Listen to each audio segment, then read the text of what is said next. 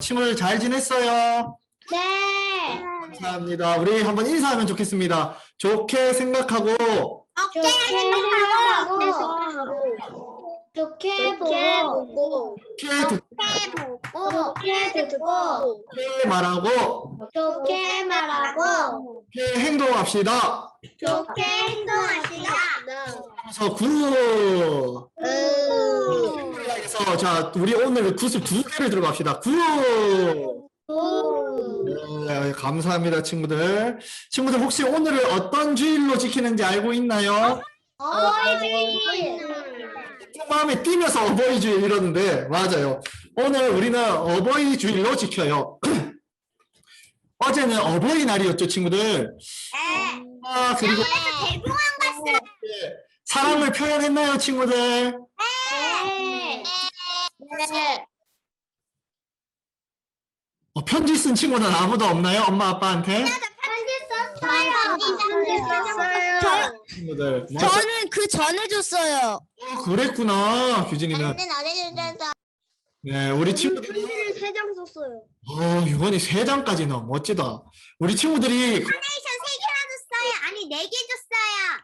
어버이날에만 부모님께 사랑해요, 감사해요, 또 편지 쓰고 이러는 것이 아니라 우리 자주 부모님께 사랑합니다, 고맙습니다 말하면서 안아드리면 좋겠어요.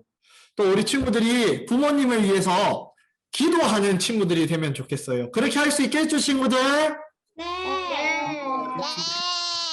어버이 주일을 잘 또 생각하며 보내는 이 방법이에요. 그럼 우리 지난 주일 복습 퀴즈를 한번 하겠습니다. 문제입니다. 다른 나라 사람인 백부장 고넬료의 집에 간 베드로는 어떻게 했나요? 1번 하나님께서 모든 사람을 사랑하신다는 것을 깨닫고 복음을 전했다. 2번 다른 나라 사람이어서 복음을 전하지 않았다. 정답은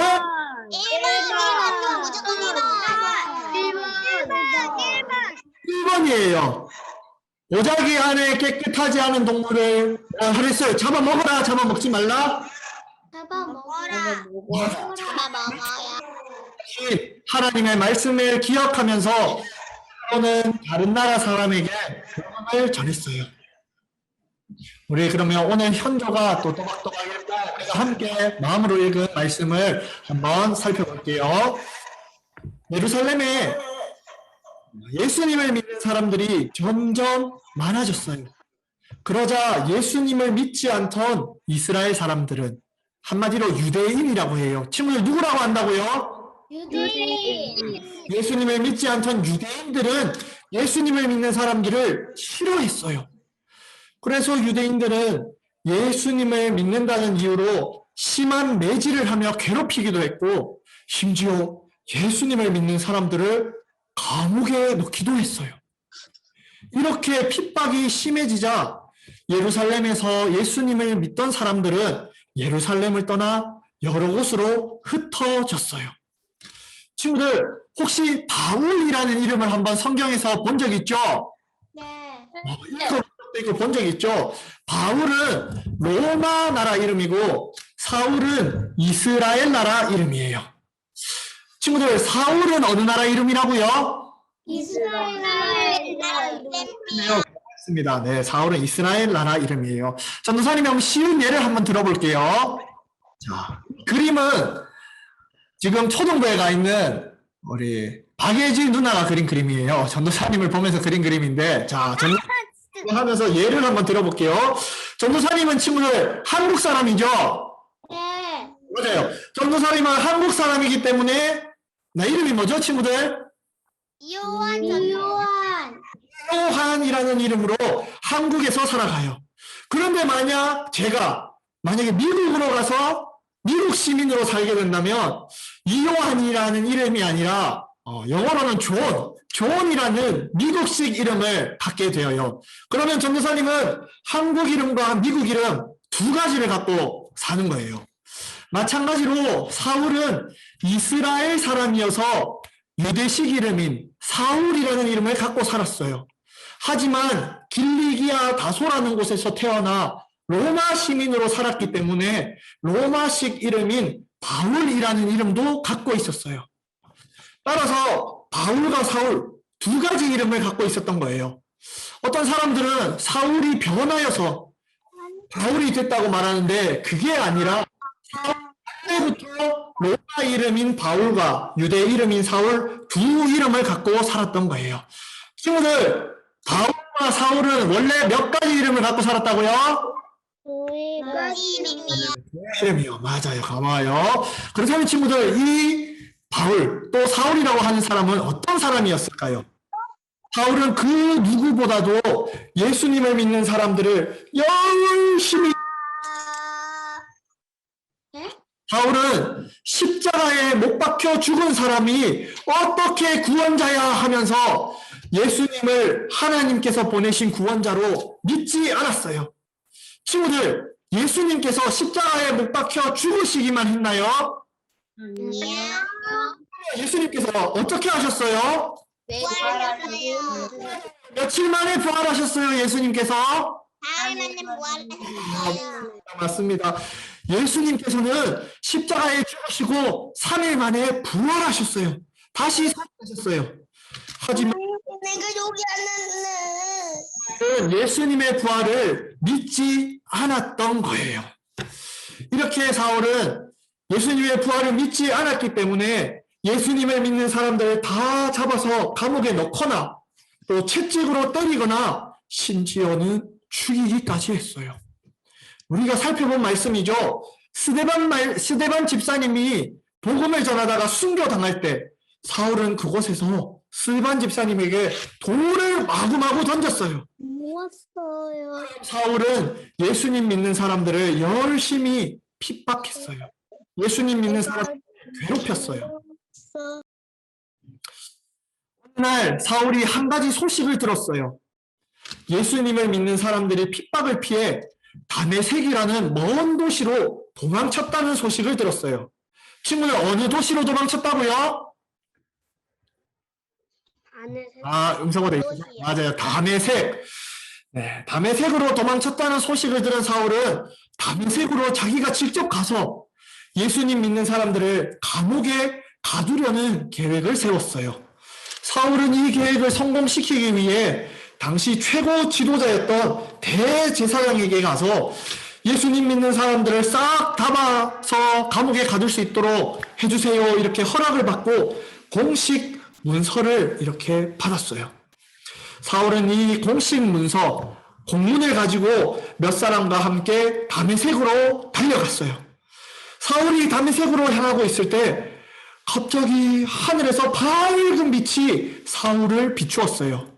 그 빛이 너무나도 밝고 강해서 사울은 눈을 뜨지 못한 채 그 자리에서 납작 엎드렸어요. 그때 한 목소리가 사울에게 들렸어요.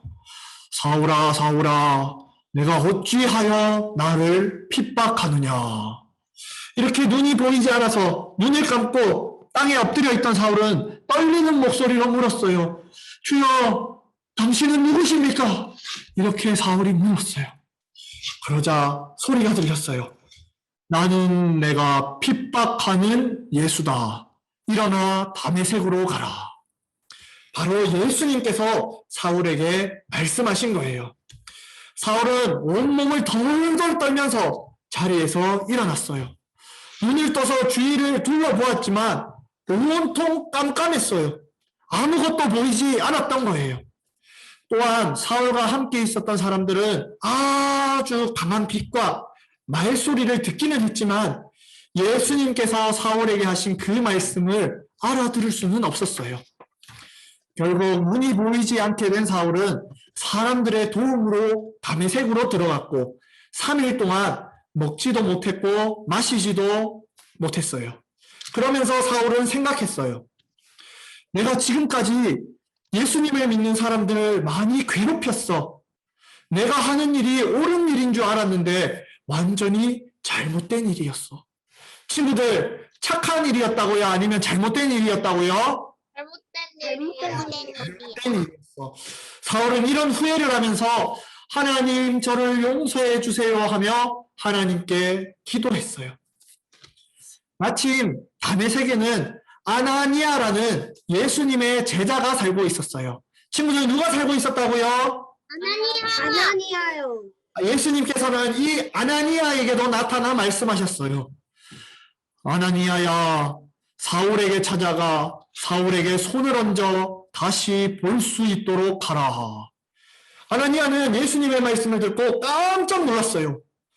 왜냐하면 사울이 가장 앞장서서 예수님을 믿는 사람들을 괴롭혔다는 것을 알고 있었기 때문이에요. 그래서 아나니아는 사울에게 가는 것이 썩 기분 좋지가 않았어요. 썩 내키지가 않았어요. 예수님께서는 이런 아나니아의 마음을 다 아시고 아나니아에게 다시 말씀하셨어요. 아나니아야, 사울에게 가라. 사울은 온 세상에 나를 전하도록 내가 택하여 세운 사람이다. 이 말씀을 듣고 아나니아는 예수님의 말씀대로 사울에게 찾아가 그를 위해서 기도해 주었어요. 그리고 사울에게 예수님께서 나를 여기에 보내셨어요. 이렇게 말해 주었어요. 그러자 사울의 눈에서 비늘 같은 것이 떨어지고 사울은 다시 볼 수 있게 되었어요. 그렇게 사울은 예수님을 믿었고 그 표시로 세례를 받았어요. 친구들, 이후에 예수님을 믿게 된 사울은 어떻게 살았을까요?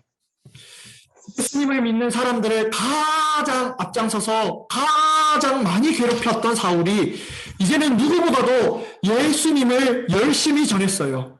사울은 곧바로 회당에 가서 예수님은 하나님의 아들이세요. 예수님은 구약 성경에서 말하는 구원자세요. 라고 전하기 시작했어요. 이뿐만이 아니에요. 사울은 전 세계를 다니면서 많은 사람에게 예수님을 전했어요. 이처럼 하나님께서는 예수님을 모르는 사람들, 특별히 이스라엘 사람이 아니라 다른 나라 사람들도 복음을 듣고 예수님을 믿을 수 있게 하시도록 사울을 택하여 세우셨어요. 그렇다면 친구들, 오늘 말씀을 통해 우리는 어떤 하나님을 만나게 되나요? 친구들, 우리 화면에 띄어진 글씨를 한번 읽어볼까요? 시작! 어르신이 택하셔서 복음을 전하게 하시는 하나님. 우리가 만나는 하나님은 이런 분이세요. 그래서 오늘 우리에게 주신 하나님의 말씀은 우리 친구들 검은색 글씨를 더 큰 소리로 읽어볼까요? 시작! 나를 통해 복음의 전달되게 하라. 친구들, 하나님께서는 예수님을 믿는 사람들을 가장 앞장서서 괴롭히던 사울을 온 세상에 복음을 전하는 사람으로 세우셨어요. 하나님께서 예수님과 교회를 핍박했던 사울을 사랑하셔서 사울에게 믿음을 주시고 복음을 전하는 위대한 일을 맡기신 거예요. 친구들, 이렇게 복음을 전하는 일은 사울에게만 주어진 임무가 아니에요. 이 일은 사울처럼 예수님의 사랑을 받은 우리에게도, 은혜로 예수님을 믿게 된 우리에게도 주어진 임무예요. 친구들, 예수님을 전하는 일은 사울의 임무예요? 아니면 우리에게도 주어진 임무예요? 우리에게도 주어진 거예요. 네, 고맙습니다. 모든 믿는 자에게 주어진 사명이 바로 복음을 전하는 일이에요. 친구들, 우리가 기쁘게 부르는 찬양 중에 이런 찬양이 있죠. 영화로우신 하나님, 주님을 높여 다스리시는 하나님, 온 세상 선포해. 그리고 어떻게 불러요? 하나님 나를 통해 영광 받으시리. 하나님 나를 통해 세상 축복하시리. 우리가 이렇게 찬양하죠. 하나님께서 나를 통해 영광 받으시고 하나님께서 나를 통해 세상을 축복하기를 원하세요. 하나님께서 이 모든 일을 하나님 스스로 직접 하실 수도 있지만 하나님께서 나를 통해 일하기 원하세요. 부족한 우리가 이렇게 하나님 일에 사용된다는 것, 부족한 내가 하나님께 쓰임 받는다는 것, 이것이 바로 은혜이고 감사 제목이에요. 친구들, 말씀을 맺을게요. 2000년 전 하나님께서 복음을 전하기 위해 사울을 세우신 것처럼 하나님께서는 지금 우리를 통해 복음이 전달되기 원하세요. 우리가 예수님을 자랑하고 전할 때 하나님께서 나를 통해 영광 받으시고 하나님께서 나를 통해 세상을 축복하실 거예요.